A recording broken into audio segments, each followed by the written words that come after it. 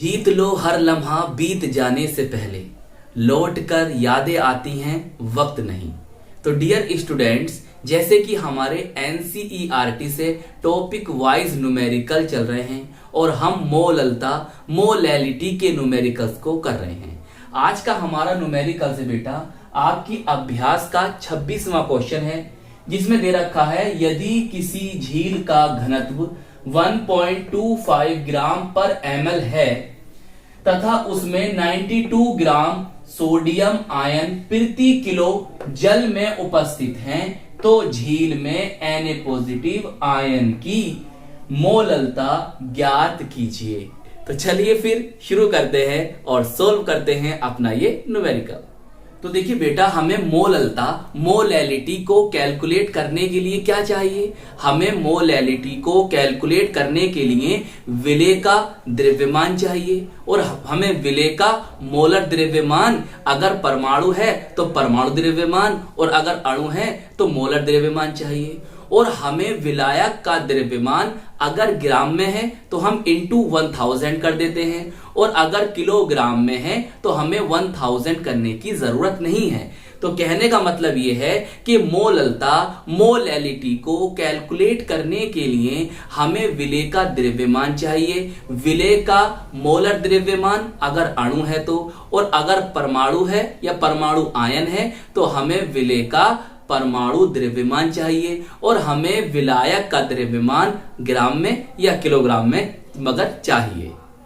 तो चलिए देखते हैं हमारे न्यूमेरिकल में हमें क्या क्या दे रखा है। देखिए बेटा, हमें सोडियम आयन का द्रव्यमान दे रखा है, क्या दे रखा है? 92 ग्राम। क्या दे रखा है? 92 ग्राम। सही है सर। देखिए सोडियम आयन का मोलर द्रव्यमान कितना होता है सर? 23 ग्राम पर मोल होता है।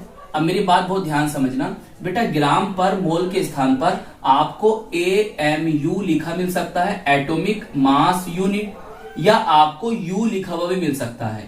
U का मतलब होगा यूनिफाइड मास। क्लियर? तो इन तीनों में से आपको कुछ भी लिखा हुआ मिल सकता है। चलिए अब देखिए, जो हमारा विलायक है बेटा, विलेय कौन है? हमारा सोडियम आयन है, और विलायक कौन है? हमारा जल है। तो जल का द्रव्यमान हमें दे रखा है 1 किलोग्राम। अब आप कहोगे सर हमें तो कहीं दिखाई नहीं दे रही है 1 किलोग्राम। बेटा इस बात को पढ़ो, इस वाली बात को पढ़ो। क्या लिख रही है?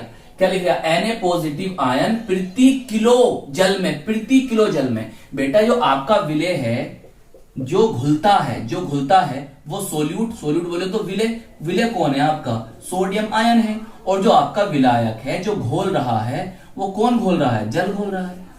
क्लियर? तो यहां पर प्रति किलो से हमें पता चलता है कि जो जल है, जो हमारा विलायक जल है, तो जल का द्रव्यमान 1 किलोग्राम है। सही है। फिर हमें क्या करना है? हमें मोललता मोलैलिटी को कैलकुलेट करना है। तो सर मोललता मोलैलिटी का फॉर्मूला क्या होता है? तो देखिए बेटा, मोललता जिसे हम डिनोट करते हैं स्मॉल m से, सोडियम आयन का द्रव्यमान मतलब विलेय का द्रव्यमान अपॉन सोडियम आयन का परमाणु द्रव्यमान, क्योंकि कौन है? ये परमाणु है, तो परमाणु द्रव्यमान। तो बेटा यहां लिख लो आप परमाणु द्रव्यमान। सही है। तो सोडियम आयन का परमाणु द्रव्यमान, सही है, परमाणु द्रव्यमान। तो सोडियम आयन का परमाणु द्रव्यमान अपॉन H2O कौन है? आपका विलायक। तो विलायक का द्रव्यमान हमें दे रखा है किलोग्राम में, तो फिर हमें यहां पर 1000 लिखने की जरूरत नहीं है। अगर ग्राम में होता तो हम यहां पर 1000 लिखते, लेकिन हमें दे रखा है, उसने हमें विलायक दे रखा है किलोग्राम में, तो इसलिए हम यहां पर 1000 बोले तो 1000 नहीं लिखेंगे। देखिए अब आप अपने फॉर्मूले को देखो, क्या आपको वैल्यूज पता है? Yes sir. Na positive ion का द्रव्यमान सर 92 हमको पता है। Na पॉजिटिव आयन का परमाणु द्रव्यमान सर पता है 23 होता है। हमारा विलायक कौन है? जल है, H2O। तो H2O का द्रव्यमान सर पता है कितना है?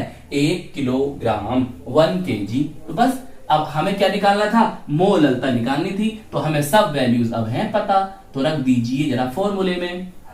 भाई हमारा Na पॉजिटिव आयन का द्रव्यमान हम लिखेंगे 92, और हमारा Na पॉजिटिव आयन का परमाणु द्रव्यमान सर हमारा होता है 23, और बेटे विलायक का द्रव्यमान सर हमें दे रखा है 1 kg। सिंपल। अब देखिए क्या बनता है 92/23, तो कितनी बार चला जाएगा 4 बार। क्लियर, तो हमारा आंसर आ जाएगा 4 मोल पर किलोग्राम, या आपको लिखा हुआ मिल सकता है 4m। क्लियर, तो ये क्या थी, ये था हमारा मोललता, विलियन की मोललता ये होगी। सही है, या ऐसे भी लिख सकते हो, ऐसे भी लिख सकते हो, दोनों तरीके क्या हैं, सही हैं। तो बताइए क्या न्यूमेरिकल आपको समझ में आ गया? तो आई होप आपको ये न्यूमेरिकल समझ में आ गया होगा। तो यहां पे लिखते हैं, अतः करके एक बात लिख दे करो, अतः ही देखो, झील में Na positive ion, sodium ion की मोललता बोले तो मोलैलिटी 4m या मोल पर किलोग्राम होगी, और यही क्या है बेटे हमारा आंसर है। बताइए न्यूमेरिकल समझ में आया? बहुत सिंपल न्यूमेरिकल था। हमारी अभ्यास का 26वां क्वेश्चन था। 1.26 का मतलब पहले यूनिट का, पहले एकक का 26वां क्वेश्चन। तो इस तरह से हमने अपनी अभ्यास का 26वां क्वेश्चन, जो मोललता मोलैलिटी से रिलेटेड था, हमने कर लिया इसको कंप्लीट। आई होप ये न्यूमेरिकल्स आपको अच्छी तरह से समझ में आ गया होगा। हम मिलेंगे आपको इसकी नेक्स्ट वीडियो में।